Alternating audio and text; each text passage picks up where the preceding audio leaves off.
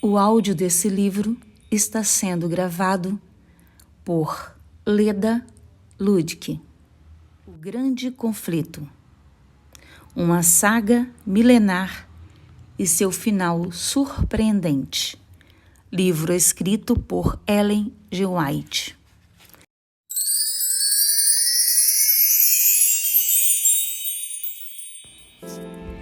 Que bom que você separou este tempo para estar aqui comigo, para a leitura do livro O Grande Conflito.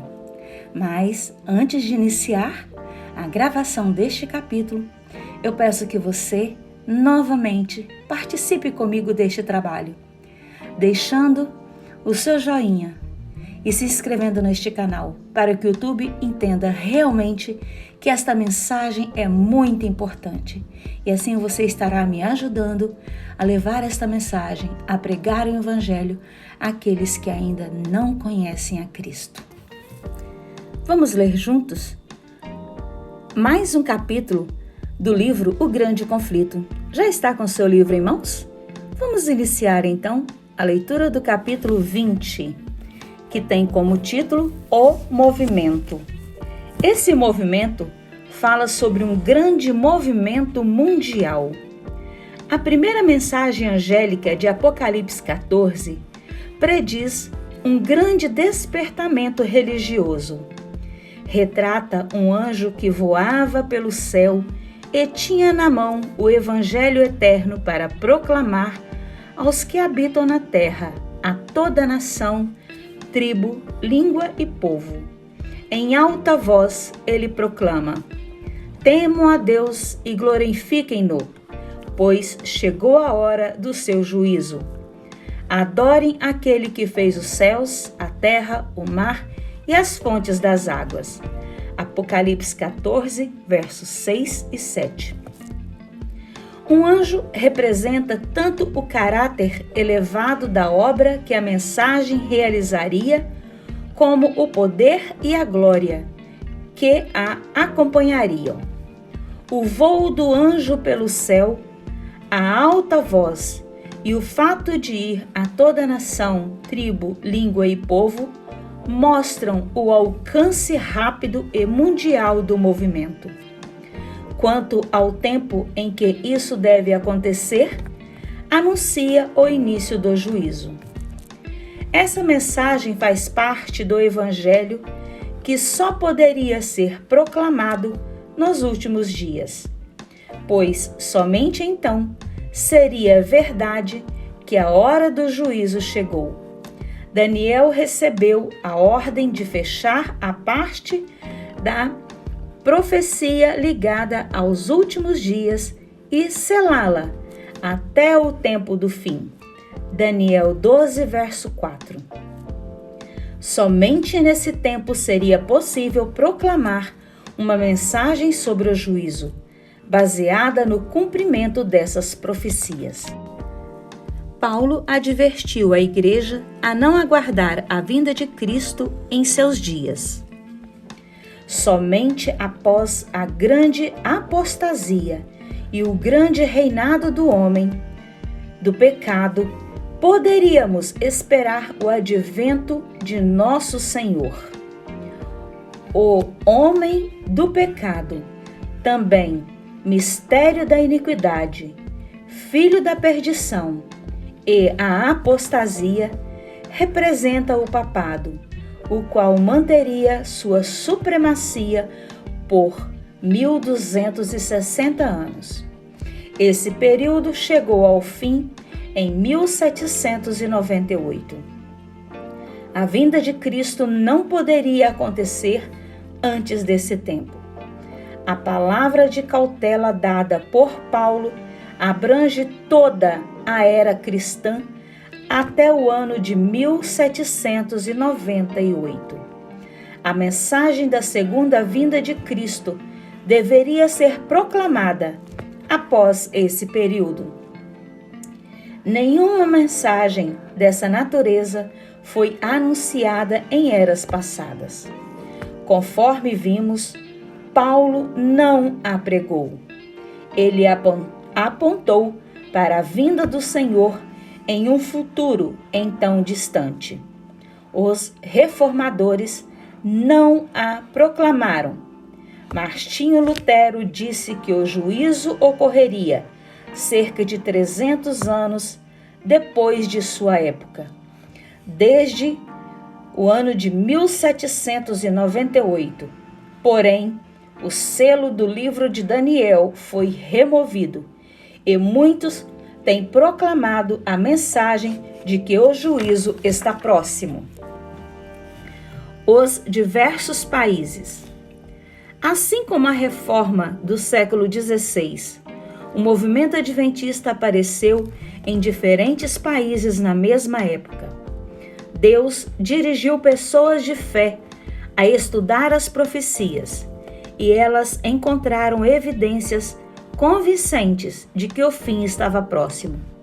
Grupos isolados de cristãos chegaram à crença de que a vinda do Salvador estava próxima somente por meio do estudo das Escrituras. 3 anos depois de Miller chegar às suas conclusões acerca das profecias, o Dr. Joseph Wolff, o missionário do mundo, começou a proclamar o breve retorno do Senhor. Alemão, filho de pais judeus, ele sentiu a convicção, desde muito jovem, de que a religião cristã era verdadeira. Ele ouvia com atenção as conversas na casa de seu pai, nas quais judeus devotos se reuniam para conversar sobre a esperança de seu povo, a glória do Messias vindouro e a restauração de Israel. Certo dia, ao ouvir menção a Jesus de Nazaré, o menino perguntou quem ele era. Um judeu de enorme talento foi a resposta do pai. Mas, por fingir ser o Messias, o tribunal judaico o sentenciou à morte. O garoto perguntou: por que Jerusalém está destruída e nós estamos em cativeiro? Ai, ai, respondeu o pai, porque os judeus mataram os profetas. Imediatamente veio à mente do menino o pensamento: talvez Jesus também tenha sido um profeta e os judeus o mataram, embora fosse inocente. Embora fosse proibido de entrar em igrejas cristãs com frequência, ele ficava do lado de fora para ouvir as pregações.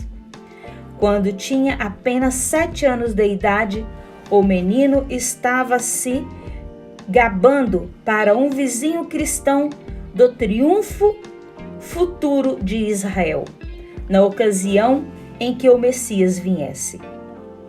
O velhinho disse com bondade: caro menino, eu vou lhe contar quem foi o verdadeiro Messias.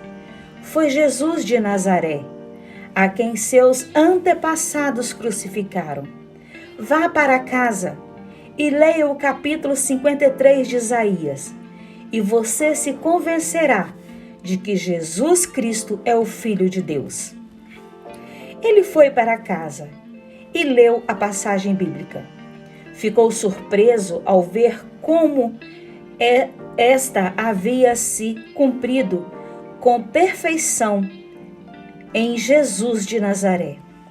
As palavras daquele cristão seriam verdadeiras? O garoto pediu ao pai uma explicação para aquela profecia, mas a resposta foi um silêncio tão severo que ele nunca mais ousou se referir ao assunto. Quando tinha apenas 11 anos de idade, saiu de casa para estudar. Escolheu sua religião e seu ofício. Sozinho e sem dinheiro, precisava se virar por conta própria. Estudava com afinco, sustentando-se por meio de aulas de hebraico. Ele aceitou a fé católica e foi continuar seus estudos no Colégio da Propagação da Fé em Roma. Ali, atacou abertamente os abusos da igreja. e apelou por uma reforma. Depois de um tempo, foi mandado embora de Roma. Ficou claro que ele nunca se sujeitaria ao domínio católico romano. Seguiu para a Inglaterra e se uniu à Igreja Anglicana. Após 2 anos de estudo, em 1821, foi enviado em sua missão. Wolff entendeu que as profecias apontavam para a segunda vinda de Cristo com poder e glória. Enquanto tentava conduzir seu povo a Jesus de Nazaré, o Messias prometido, e mostrar a eles que sua primeira vinda, além de representar o sacrifício pelo pecado, também lhes ensinava sobre a segunda vinda. Wolff acreditava que a vinda do Senhor estava muito próxima. Sua interpretação dos períodos proféticos identificava o acontecimento com poucos anos de diferença da predição de Miller. O Senhor não nos deixou os sinais dos tempos para que conhecêssemos pelo menos a aproximação da sua vinda, assim como sabemos que o verão se aproxima pelas folhas da figueira. Saberemos o suficiente pelos sinais dos tempos para nos convencer a nos preparar para seu retorno, assim como Noé preparou a arca. Contra as interpretações populares.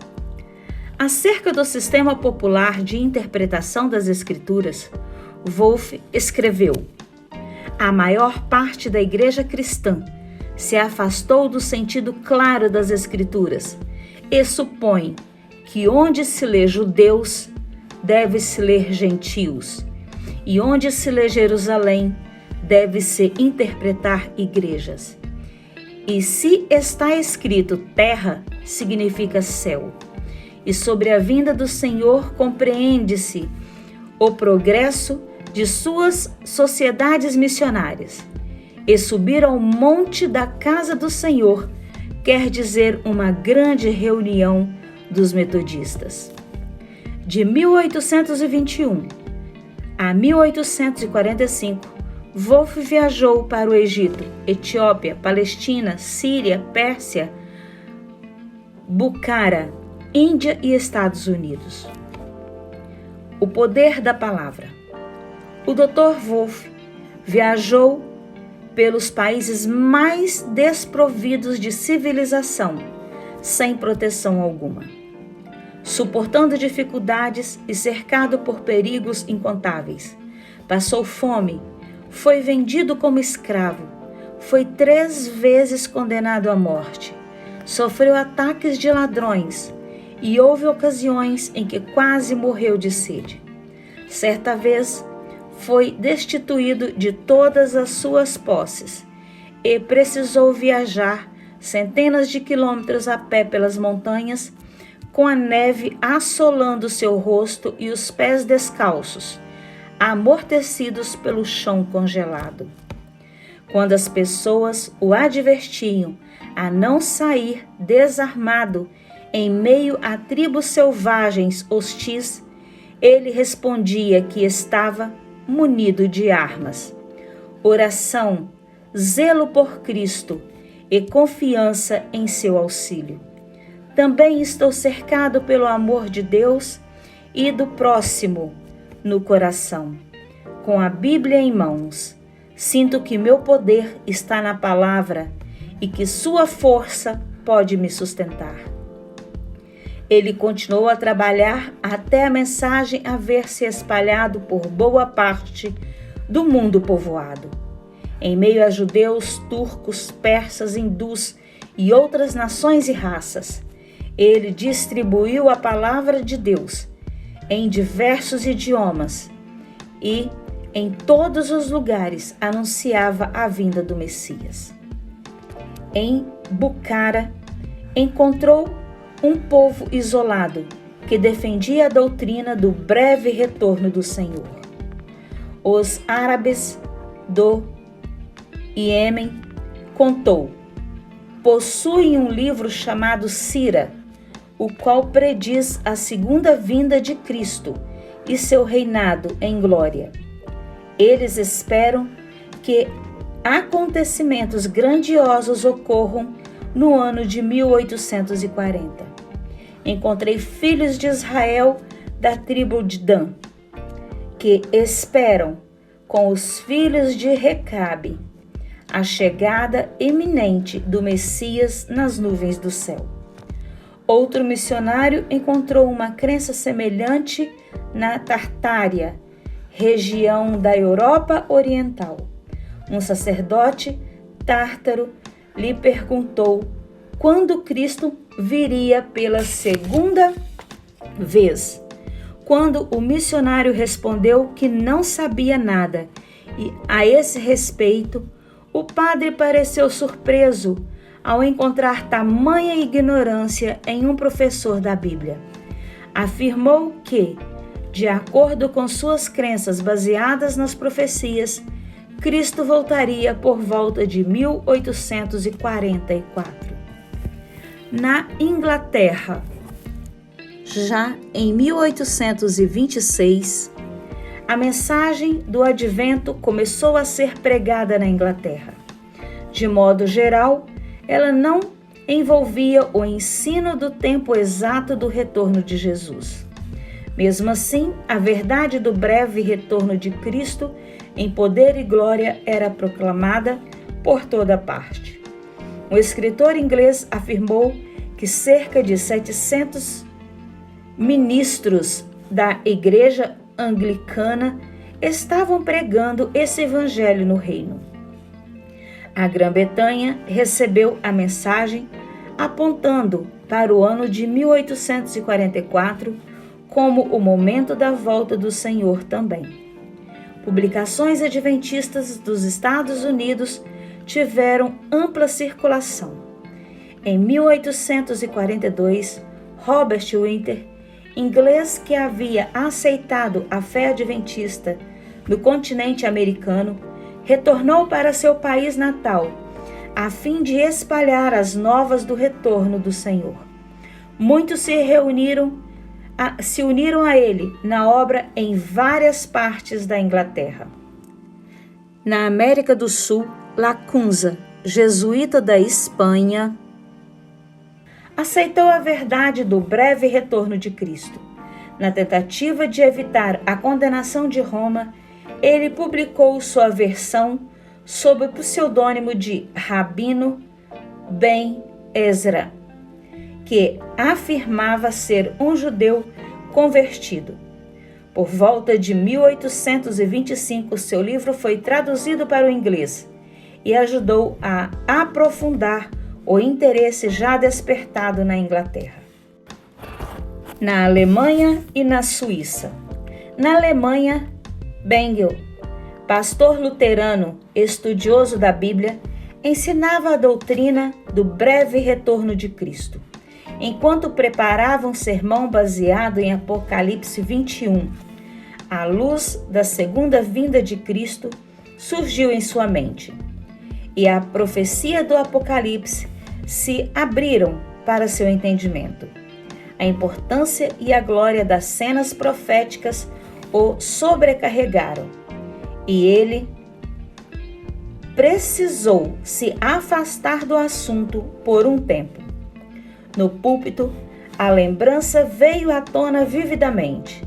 A partir de então, ele se dedicou ao estudo das profecias e logo passou a crer que a volta de Cristo estava próxima. A data que marcou para o tempo do segundo advento diferia em poucos anos da que Miller defendeu mais tarde. Os escritos de Bengel se espalharam em seu estado, Wittenberg e em outras partes da Alemanha. Os alemães ouviram as mensagens do Advento na mesma época em que ela atraía a atenção em outras terras. Em Genebra, na Suíça, Galsen pregou o segundo advento. Quando iniciou o ministério, sentia-se inclinada a duvidar. Quando jovem, havia se interessado pelas profecias. Após ler História Antiga de Rowling, ele leu o 2º capítulo de Daniel. Ficou perplexo ao perceber como as profecias haviam se cumprido com exatidão. Aquele era um indício de que as Escrituras de fato eram inspiradas. Ele não poderia continuar se satisfazendo com o racionalismo e, ao estudar a Bíblia, encontrou uma fé sólida. Ele passou a crer que a vinda do Senhor estava próxima. Impressionado com a importância dessa verdade, sentiu o desejo de apresentá-la ao povo. No entanto, a crença popular de que ninguém era capaz de compreender as profecias de Daniel consistia em um grave obstáculo. Assim como Farel fizera antes dele ao evangelizar em Genebra, finalmente decidiu começar com as crianças, na esperança de interessar os pais por meio delas. Contou: reúno um público de crianças. Se o grupo cresce e vejo que elas ouvem, se agradam e se interessam, que entendem e explicam o assunto, com certeza terei um segundo grupo em breve.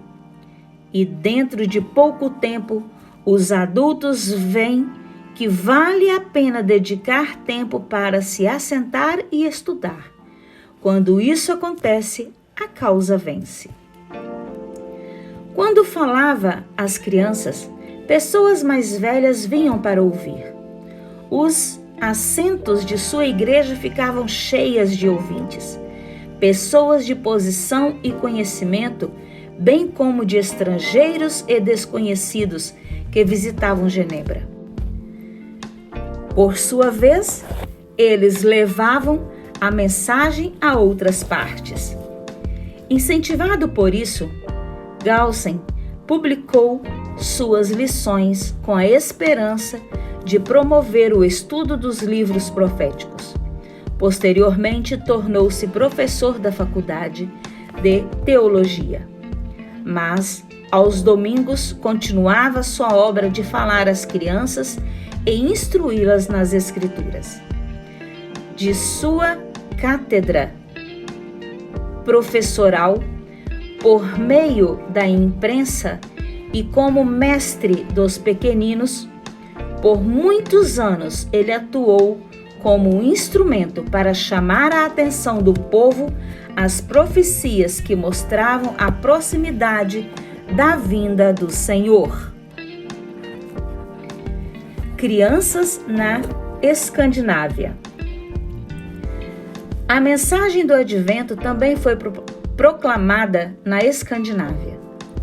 Despertou muitas pessoas a confessar e abandonar seus pecados, pedindo perdão em nome de Cristo. Contudo, o clero da Igreja Estatal se opôs ao movimento e alguns dos que pregavam a mensagem foram lançados na prisão. Em muitos lugares onde os oficiais silenciaram os pregadores do breve retorno do Senhor, Deus proclamou a mensagem por meio de criancinha. Como eram menores de idade, o Estado não podia detê-las e tinham permissão de falar sem interferência. Nos lares simples dos trabalhadores, as pessoas se reuniam para ouvir a advertência. Alguns dos pregadores infantis não tinham mais do que 6 ou 8 anos de idade.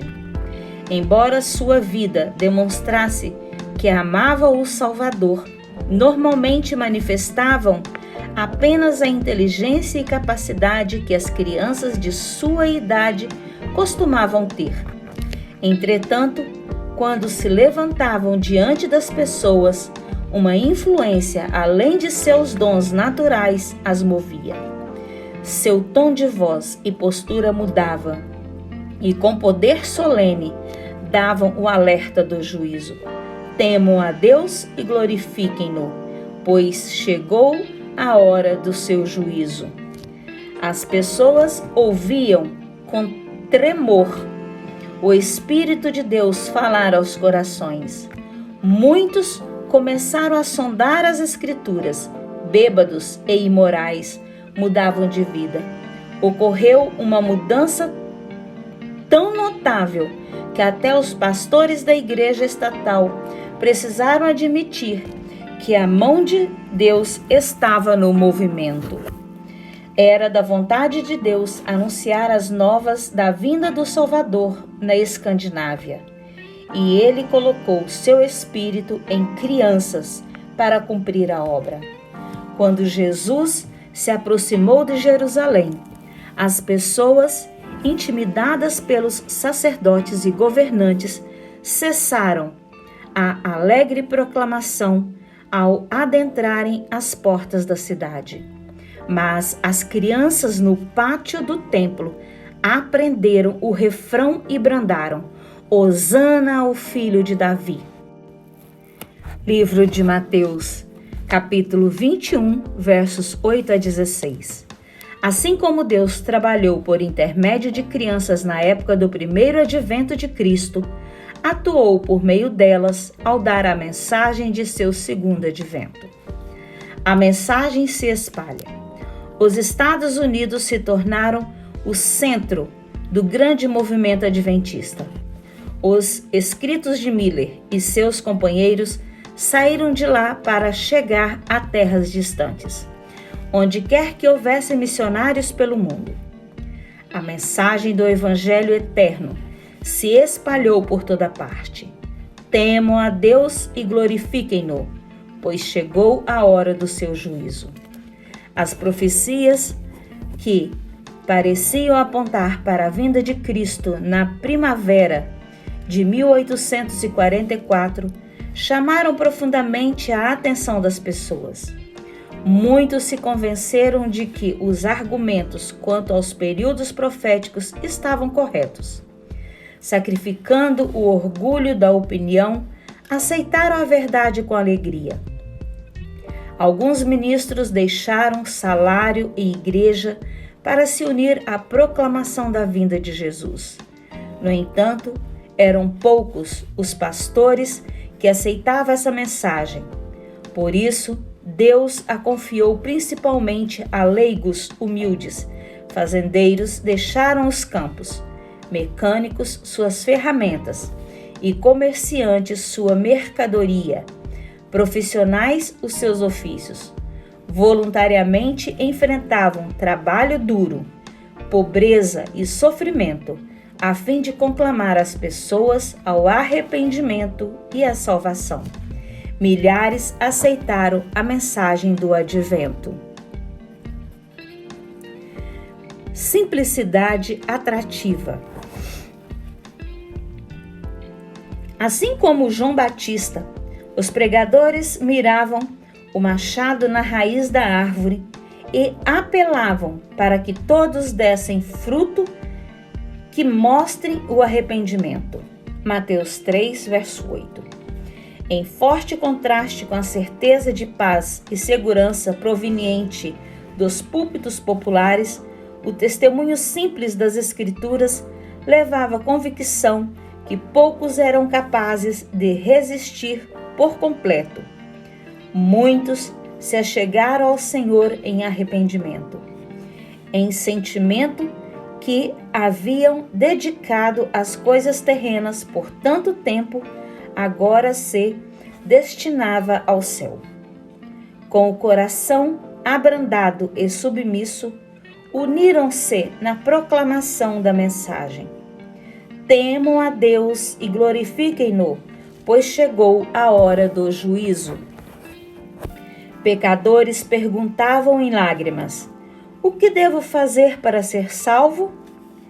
Aqueles que haviam sido desonestos estavam ansiosos para consertar as coisas.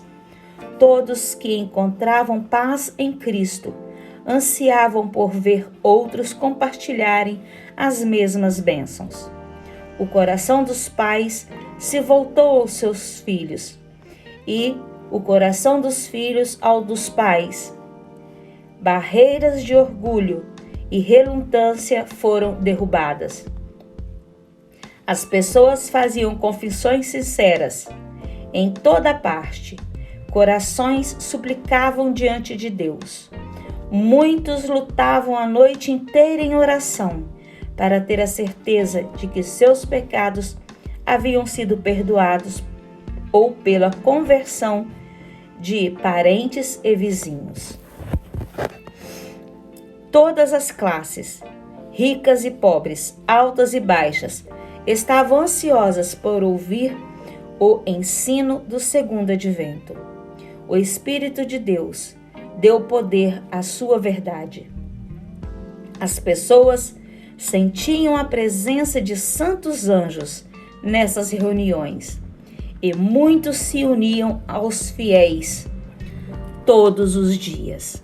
Multidões imensas ouviam em silêncio as solenes palavras. Céu e terra pareciam se aproximar um do outro. As pessoas voltavam para casa com louvores nos lábios, e o alegre som ecoava pelo ar silencioso da noite.